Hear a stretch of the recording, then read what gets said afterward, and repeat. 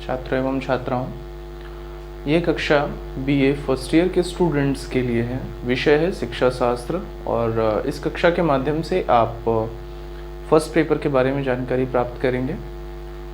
आपको अपना lecture attend करते समय 2 से 3 बातों का रोज ध्यान रखना होगा। आप जो भी लेक्चर अटेंड कर रहे होंगे उसमें आप सबसे पहले बोर्ड पर यहाँ देख लेंगे कौन सा विषय है, शिक्षा शास्त्र। साथ ही साथ पेपर आप देख लेंगे, पेपर फर्स्ट है, कक्षा कौन सी है, बीए फर्स्ट ईयर। और यहाँ साइड में आपको लेक्चर नंबर भी पता चल जाएगा, लेक्चर नंबर 1 है या 2 है। ओके। इसके पहले वाले लेक्चर में आपको मैंने पूरा सब्जेक्ट आपका जो है और एग्ज़ाम पैटर्न है उसका और आपके सिलेबस का इंट्रोडक्शन दे रखा है। अगर आपने मेरा फर्स्ट लेक्चर नहीं देखा है, पहली क्लास अगर अटेंड नहीं करी है तो प्लीज़ करके पहली क्लास अटेंड करिए। वहाँ जाकर एग्ज़ाम का पैटर्न और आपका सिलेबस, उन दोनों चीज़ों को अच्छे से समझिए। आप बीए फर्स्ट ईयर के स्टूडेंट हैं, अभी आपने अपना 12th का एग्ज़ाम पास आउट करके आप ग्रेजुएशन में आए हैं और ये जो पढ़ाई का मोड है, आपने पहले इस तरीके से पढ़ाई नहीं करी है। ऑब्वियस सी बात है, ये तरीका आपका पहला है ऑनलाइन स्टडीज़ का, तो इस तरीके में कंपैटिबल होना थोड़ा सा मुश्किल पड़ेगा, लेकिन आप इसमें ध्यान लगाएंगे, ध्यान देंगे तो आराम से आप इसे भी समझ पाएंगे। इसे करने के लिए सजेशन के तौर पर मैं आपसे ये कहूँगा कि आपके जितने पेपर्स हैं, जैसे शिक्षा शास्त्र में आपके 2 पेपर्स होंगे, तो आप 2 अलग अलग रजिस्टर्स ले लीजिए। उन दोनों में पहले पेज पर आप अपना सिलेबस पूरी तरीके से नोट रखिए, जो आपको क्लास के माध्यम से मैं दे चुका हूँ। उन दोनों रजिस्टर के फ्रंट पेज पे आप अपना सिलेबस नोट करके रखेंगे और उसके बाद में जो भी क्लास में पढ़ाया जा रहा है और जो भी आपको नोट्स प्रोवाइड हो रहे हैं स्क्रीन रिकॉर्डर लेक्चर के माध्यम से और ऑन बोर्ड लेक्चर से, और लेक्चर्स को सुनने के बाद में आप उसमें अपने नोट्स खुद के लिखते जाएं। नोट्स खुद के लिखते जाने से कई फ़ायदे होंगे, जैसे कि एग्ज़ाम के टाइम में आपको सारी चीज़ें एक ही जगह आराम से मिल जाएंगी, आप उसे तुरंत रिवाइज़ कर सकते हैं और समय समय पर उसे रिवाइज़ करना भी आपके लिए आसान हो जाएगा। ठीक है। अगर आप एक व्यवस्थित नोट्स नहीं बनाएंगे तो समस्या आपको ज़रूर आएगी, एग्ज़ाम के समय में तो बहुत ज़्यादा समस्या आने वाली है। ठीक है। तो ये कुछ बातें आपको ध्यान रखनी है और ये आपसे इसलिए मैंने ये बातें करी क्योंकि आप अभी ग्रेजुएशन फर्स्ट ईयर के स्टूडेंट हैं, अभी आपने ये स्टार्ट किया हुआ है आपका ये ग्रेजुएशन, और ये जो ऑनलाइन स्टडी का तरीका है ये भी आपके साथ अभी फ़र्स्ट टाइम हो रहा है। अभी तक आप लोगों ने क्लासेस में जाकर फिज़िकली रूप में बैठकर स्टडी की है। ठीक है। तो यहाँ से आप कुछ नई चीज़ें भी सीखेंगे और नई तरीके से भी सीखेंगे। ठीक है। तो चलिए आज की क्लास स्टार्ट करते हैं यूनिट फर्स्ट के पहले टॉपिक के साथ में।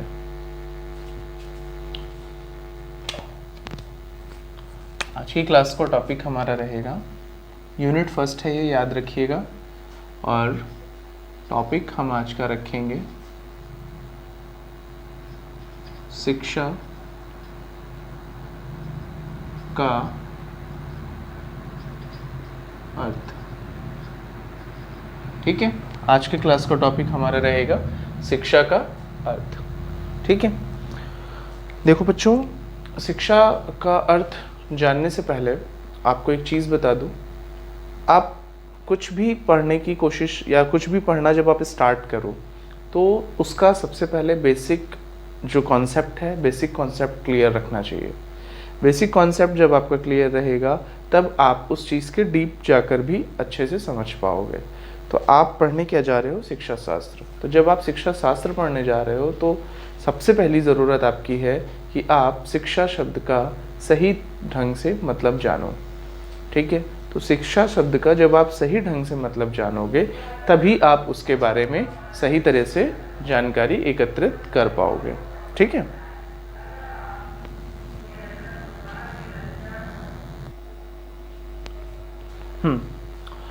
तो मैंने बता रहा था आपको कि शिक्षा शब्द का अर्थ जानना आपके लिए इम्पॉर्टेंट है, क्योंकि जब तक आप उसका बेसिक नहीं समझ पाएंगे आप उसका डीप नॉलेज नहीं कलेक्ट कर पाएंगे या उन्हें सीखने में आपको दिक्कत होगी।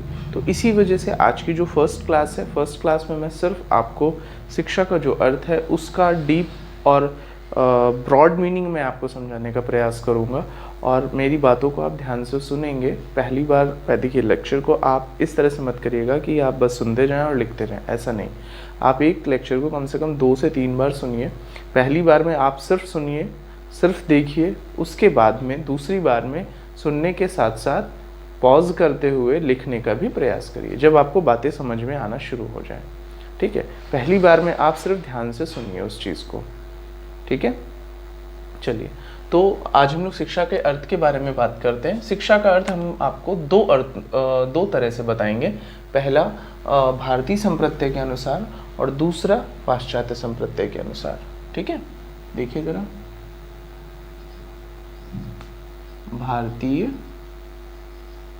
संप्रदाय के अनुसार। ठीक है, भारतीय संप्रदाय के अनुसार शिक्षा का क्या अर्थ है? शिक्षा शब्द की उत्पत्ति कैसे हुई है भारतीय संप्रदाय के अनुसार, जरा समझिए। शिक्ष धातु में, शिक्ष धातु में आ प्रत्यय लगाकर, आ प्रत्यय लगाकर, शिक्ष धातु में आ प्रत्यय लगाकर क्या बना? ऐसे, शिक्ष धन आ, तो क्या बना? शिक्षा। क्या बना? ठीक है, शिक्षा। इसका अर्थ क्या हुआ? सीखने, सीखने व सिखाने की प्रक्रिया। ठीक है, अर्थात शिक्ष धातु में आ प्रत्यय लगाकर क्या शब्द बना? शिक्षा। और जो शिक्ष धातु है ये क्या है? संस्कृत भाषा का शब्द है। ये तो नॉर्मल सी बात है, आप सभी बच्चे जानते हो, क्योंकि कक्षा 1 से लेकर 12 तक, कक्षा 1 में तो नहीं, लेकिन हाँ तीसरी चौथी कक्षा से लेकर 12वीं तक आप संस्कृत से परिचित हो। जितने भी हमारे यूपी बोर्ड के स्टूडेंट्स हैं, सीबीएसई बोर्ड के अगर स्टूडेंट हैं तो उन्होंने 7th 8th 9th में तो थोड़ी सी संस्कृत पढ़ी होगी। तो उससे इतना तो पता चलता है कि जो शिक्ष धातु मैंने बोला, ये शब्द संस्कृत भाषा का है, जिसमें आ प्रत्यय लगाकर शिक्षा शब्द बनता है। शिक्ष प्लस आ, इसका मिलकर बनता है क्या? शिक्षा। और इसका अर्थ हुआ सीखने व सिखाने की प्रक्रिया। ठीक बात है, सीखने व सिखाने की प्रक्रिया, ये है भारतीय संप्रदाय के अनुसार शिक्षा का अर्थ। ठीक, इसी तरह से पाश्चात्य संप्रदाय के अनुसार,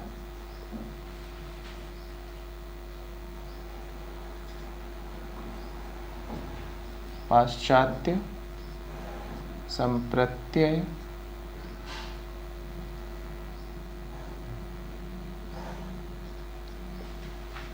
के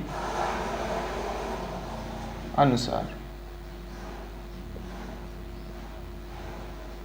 देखो पाश्चात्य संप्रदाय के अनुसार क्या है? जो शिक्षा शब्द है, शिक्षा का अंग्रेजी में, अंग्रेजी अर्थ क्या है? एजुकेशन। ठीक है,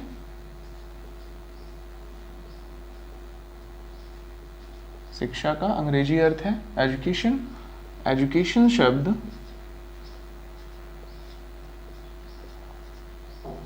एजुकेशन किससे बना है? लैटिन भाषा के, लैटिन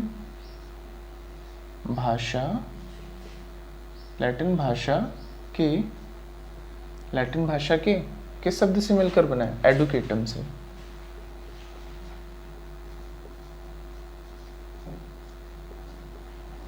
एडुकेटम से बना है। ठीक, एक बात ये हो गई। तो देखो पाश्चात्य संप्रदाय के अनुसार शिक्षा का अंग्रेजी अर्थ क्या है? एजुकेशन। एजुकेशन शब्द किससे बना है? लैटिन भाषा के एजुकेटम शब्द से बना हुआ है। और एडुकेटम किससे बना है?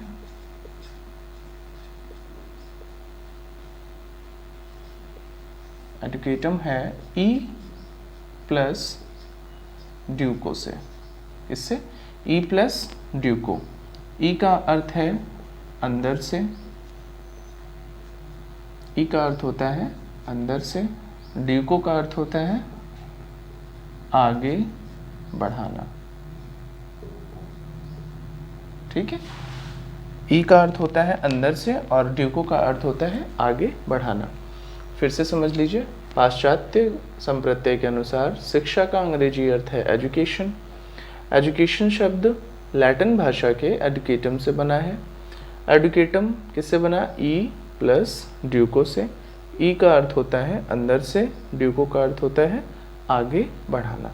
अब यहाँ से क्या मतलब बना भाई? आगे, अंदर से आगे बढ़ाना। अंदर से आगे बढ़ाना का मतलब यहाँ पर है, इसे ही थोड़ा डीप समझने की आपके लिए ज़रूरत है। इसे बहुत आराम से, बहुत ध्यान से समझना जो मैं बोलूँगा। देखो, कोई भी बालक जो जन्म लेता है, वो जन्म लेते वक्त, जन्म लेने के बाद या जन्म लेने के तुरंत बाद एक पशु के बच्चे के समान ही होता है। मनुष्य का बाल बच्चा और पशु का बच्चा, दोनों में पार्श्विक प्रवृत्तियाँ होती हैं। ठीक है, वो जन्म में पार्श्विक प्रवृत्ति का ही होता है, ये समझ लीजिए। परंतु हम अपने बालक को या मनुष्य के बच्चे को या बालक को या छात्र को, आप दिमाग में कुछ भी ले सकते हैं, उसे हम ज्ञान देकर, शिक्षा के द्वारा, ज्ञान के द्वारा, नैतिक ज्ञान के द्वारा हम उसे क्या करते हैं? हम उसे सिखाते हैं, पढ़ाते हैं, परिवर्धित करते हैं, उसके व्यवहार को सामाजिक रूप से जीना सिखाते हैं, समाज में उठने बैठने की कला सिखाते हैं, तो खाने पीने का तरीका सिखाते हैं, संस्कृति का ज्ञान सिखाते हैं, जिससे कि वो क्या होता है? पशुवत व्यवहार ना करके मनुष्यों की तरह व्यवहार करने लग जाता है और वो मनुष्य की श्रेणी में आ जाता है। ठीक है, तो शिक्षा के द्वारा सबसे पहला तो उसका व्यवहार परिमार्जित होता है। ठीक, अब दूसरी चीज़, प्रत्येक बालक जन्म से ही कुछ ये समझ लीजिए कि क्षमताएं, ठीक है, उसके कुछ गुण, प्रत्येक बालक में जन्म से ही क्षमताएं, कुछ गुण, कुछ उसकी योग्यता उसके अंदर अंतर्निहित होती है। उसके अंदर उसकी शक्तियाँ, कुछ छिपी हुई शक्तियाँ होती हैं जो ऑलरेडी उनके अंदर ही समाहित होती हैं। ठीक है, एक छोटे से बालक में। शिक्षा का कार्य यहाँ पर यही है कि बालक में छिपी हुई उन अंतर्निहित शक्तियों को, उन अभिक्षमताओं को, उन गुणों को विकसित करके सबके सामने लेकर आना। ठीक है, मतलब बालक को शिक्षा के द्वारा ही उसमें जो उसकी अंतर्निहित शक्तियाँ होती हैं, जो उसकी अभिक्षमताएँ होती हैं, जो उसके गुण होते हैं, उन गुणों को हम विकसित कर सकते हैं और उसमें जो छिपी हुई हैं उनको हम क्या करते हैं? विकास करते हैं, उनका विकास करते हैं, उनको विकसित करते हैं और विकसित करके बालक को हम क्या करते हैं? आगे बढ़ा रहे होते हैं। ठीक है, तो बालक जब विकसित होगा तभी तो वो आगे बढ़ेगा। आगे बढ़ने का मतलब प्रगति से है यहाँ पर, तभी तो उसकी प्रगति होगी। तो इस ई प्लस ड्यूको का अर्थ भी यही बनता है, अंदर से आगे बढ़ाना। मतलब बालक के अंदर छिपी हुई जन्मजात शक्तियाँ, उसके अंदर उसकी क्षमताएं, उसकी योग्यताएं, इन सभी को विकसित करते हुए बालक को जीवन पथ पर आगे बढ़ाना, उसे विकसित करना। ठीक है, जिस प्रकार एक कोई भी बीज होता है, बीज आप समझते हैं ना, किसी भी फल का बीज, किसी भी सब्जी का बीज। ठीक है, मान लीजिए एक आम के बीज की हम यहाँ पर एग्जाम्पल ले लेते हैं। तो मान लीजिए कोई बीज होता है, तो उस बीज में एक संपूर्ण वृक्ष छिपा हुआ होता है। बीज का साइज तो बहुत छोटा सा होता है, लेकिन उस बीज में पूरा का पूरा एक वृक्ष छिपा होता है। अब वो वृक्ष हमें कब बीज के रूप में तो नहीं दिखता, परंतु अगर हम उस बीज को एक सही वातावरण में, सही मिट्टी में हम उसे दबाएं, उसकी रोज़ देख रेख करें, तो कुछ दिन में उसमें से एक पौधा उत्पन्न हो जाएगा। अब उस पौधे को लगातार कई वर्षों तक नित्य समय पर पानी देना, निराई गुड़ाई करना, उसकी प्रकाश की व्यवस्था करना, जानवरों से बचाना, ये सारी चीज़ें हम उसके साथ उसकी देख रेख करते रहें तो अगले 2 से 3 वर्षों में वो एक जो बीज से जो एक नन्हा पौधा प्रस्फुटित हुआ था, वो नन्हा पौधा आगे चलकर एक विशाल वृक्ष बन जाएगा और विशाल वृक्ष बनकर वो क्या करेगा, हमें सुंदर और मीठे मीठे फल देना शुरू कर देगा। तो ये आपको बात समझ में आई होगी कि जब एक बीज से, जब हम उस बीज को हम उसकी केयर करते हैं, उसकी देखभाल करते हैं, तो उससे क्या मिलता है, उससे हमें जो एक नया वृक्ष तैयार हो जाता है हमारे सामने, और उस वृक्ष में भी जो फल निकलते हैं उनकी भी क्वालिटीज़ वैसी होती जैसी क्वालिटी का बीज आपने उसमें रोपा हुआ था। ठीक, तो एक तरह से कहने का मतलब है कि जब आप एक बीज की इतनी देखभाल करके आप उसे बड़ा करते हैं और उस बीज में से इतना विशालकाय पेड़ निकलता है और उसकी इतनी क्वालिटीज़ होती हैं, इतने सुंदर और मीठे फल उसमें लग सकते हैं, तो क्या जो मनुष्य है या जो मानव है या जो बालक है, क्या उसमें कुछ छिपी हुई अंतर्निहित गुण, उसकी योग्यताएं, उसकी शक्तियां नहीं होंगी? बिल्कुल होती हैं। बस ज़रूरत होती है उसे सही समय पर उसको विकसित करने की, उसकी देखरेख करने की, उसकी देखभाल करने की।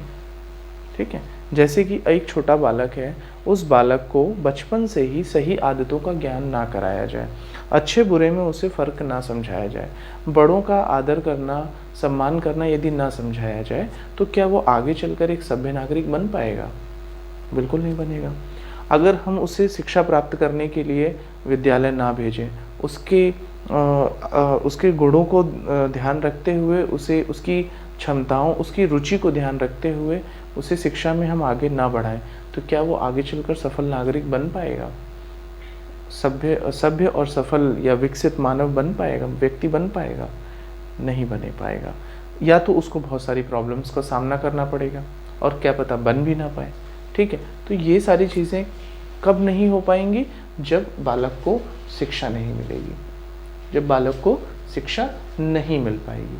और अगर उसे हम सही समय पर उसकी देख रेख और उसकी शक्तियों का विकास, उसको सही तरीके की शिक्षा, उसका निर्देशन, उसका मार्गदर्शन सही समय पर सही ढंग से यदि किया जाए, तो डेफिनेटली वो भविष्य में एक सभ्य नागरिक बनेगा और अपना भी विकास करेगा, अपने परिवार का भी विकास करेगा, साथ साथ अपने देश का भी विकास करेगा।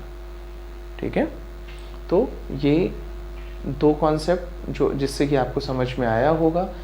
इंग्लिश में अंदर से आगे बढ़ाना, क्योंकि कई बच्चों का डाउट्स होते हैं कि भाई अंदर से आगे बढ़ाना इस बात का क्या मतलब है, और कभी कभी प्रश्न भी बन जाता है, एडुकेटम शब्द को परिभाषित करिए या एजुकेशन शब्द को परिभाषित करिए। ठीक है, तो इस तरीके से यहीं पर जब हम भारतीय संप्रत्यय की बात करते हैं तो वहाँ पर संस्कृत धातु के शिक्षित शब्द से शिक्ष धातु में आ प्रत्यय लगाकर शिक्षा शब्द बना है, जिसका अर्थ होता है सीखने व सिखाने की प्रक्रिया। ठीक है, सीखने व सिखाने की प्रक्रिया। देखिए, अभी मैं आपसे बोलूं कि सिर्फ सिखाना ही शिक्षा होता है, नहीं, स्वयं सीखना भी शिक्षा होता है। और शिक्षा कैसी प्रक्रिया है? शिक्षा जीवन पर्यंत चलने वाली प्रक्रिया है। इसे आप अभी भविष्य में आप पढ़ पा रहे होंगे। ठीक है,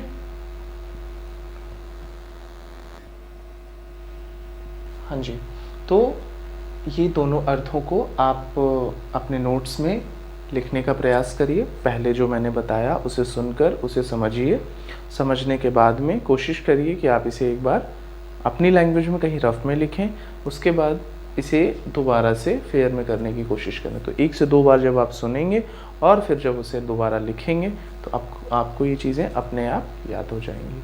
ठीक है, तो फिलहाल आज की कक्षा में हम लोग इतना ही रखेंगे। शिक्षा का अर्थ भारतीय संप्रत्यय के अनुसार और पाश्चात्य संप्रत्यय के अनुसार। आज की कक्षा में यही दोनों पॉइंट यहीं तक रखेंगे। मिलते हैं अगली कक्षा में। धन्यवाद।